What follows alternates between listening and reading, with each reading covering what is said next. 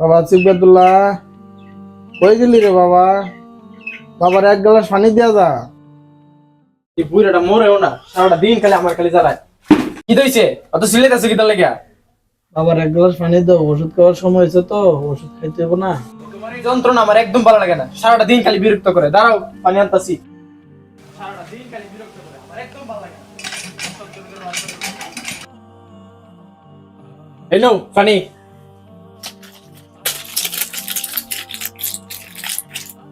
খাও, খাই আমার উদ্ধার করো।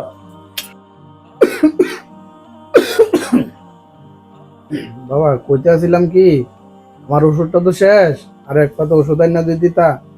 আমার ব্যথাটা তো বেশি, খাইলে ভালো। শোনো আব্বা, তোমার পিছে আমি আর কোনো খরচ করতে পারতাম না। এমনি তোমার পিছে আমার অনেক টাকা খরচ হয়েছে, কোনো ফল টল পাই না। দৌড়ে বাইতে থাকতাম না, যাও। শোন বাবা শোন, সিবগাতুল্লাহ শোন, আর ওষুধ লাগবে না বাবা, তুই বাড়িতে থাক। যাইস না বাবা, যাইস না। আরে ইসুপ না? জি ভাই। আরে আমার মামার কি খবর? আপনার মামা আলহামদুলিল্লাহ আছে ভালো, তবে শরীরটা একটু বেশি অসুস্থ আর কি। তো মামার কি? আমার মামা তো ভাই যে সিবগাতুল্লাহ সেবা টেবা করে না?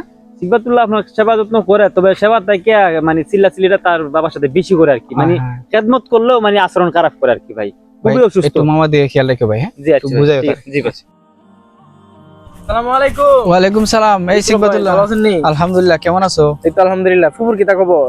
আছে আম্মা ভালো আছে আলহামদুলিল্লাহ। তো তুই কই যাস? আমি তো বাজারে যেতেছি, আমার একটু দরকার আছে বাজারে। আচ্ছা, তে মামার কি অবস্থা? আব্বা তো বালাই। কি আর বলো, গতদিন তোর চাচাতো ভাই ইউসুফের সাথে সাক্ষাৎ হইলো। সে নাকি বললো যে তোর আব্বা অসুস্থ, ওষুধের কথা বলছিল। অসুস্থ? আরে না, কি আর অসুস্থ? আমার আব্বা অসুখ তো আমি জানি না। আমার বাপ ওষুধ লাগলে আমি এনে দেবো, তো ইসুফে কেন মাথা কামানির কিতা?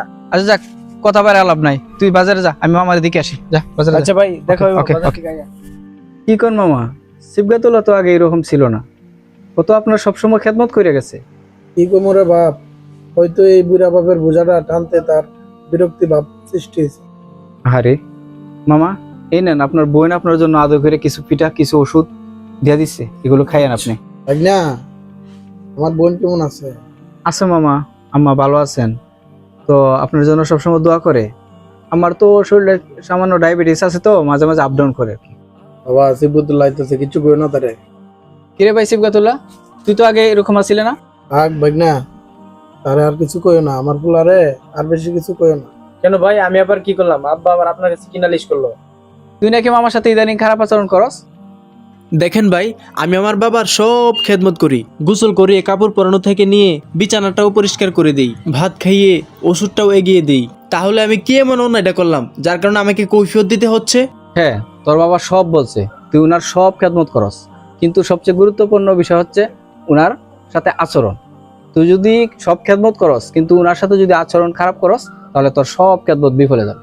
তাইলে শুন, পবিত্র কোরআনে আল্লাহ তাআলা বলছেন, আর তোমরা আল্লাহর ইবাদত করো, তার সাথে কারো শিরক করো না, এবং পিতামাতার সাথে সদাচরণ করো। আরেক আয়াতে আল্লাহ তাআলা বলছেন, তোমাদের পিতামাতার উভয়জন অথবা একজন তোমাদের জীবদ্দশায় যদি জীবিত থাকেন, তাহলে তাদেরকে উফ বলো না, অর্থাৎ তাদের কোনো আচার আচরণে তুমি অসহ্য অথবা উফ শব্দটি করতে না।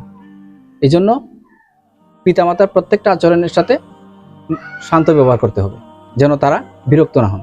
তাহলে এবার বুঝ, চিন্তা করে দেখ, তুই তোর বাবার সব খেদমত করলে, খাওয়াই দিলে, গোসল করাইলে, ওষুধ খাওয়াই দিলে, সব কষ্ট করলে, অথচ খারাপ আচরণ করলে। এই খারাপ আচরণ করার সাথে সাথে তোর সব খেদমত বিফলে গেল না? কি বলেন ভাই, আমি তো জানতাম মা বাবার খেদমত করলেই জান্নাত পাওয়া যায়। ইস, আমি কি ভুলটাই না করলাম। আব্বা আমাকে মাফ করে দাও, আমি আর কোনোদিন খারাপ আচরণ করব না। কর্কশ খেদমতে নয়, মা বাবার দোয়া সদাচরণ দ্বারাই পাওয়া যায়। প্রিয় দর্শক, আমাদের ভিডিওগুলো ভালো লাগলে শেয়ার দেবেন, লাইক করবেন, পাশে থাকবেন। আসুন দেখে বদলাই, শিখে বদলাই।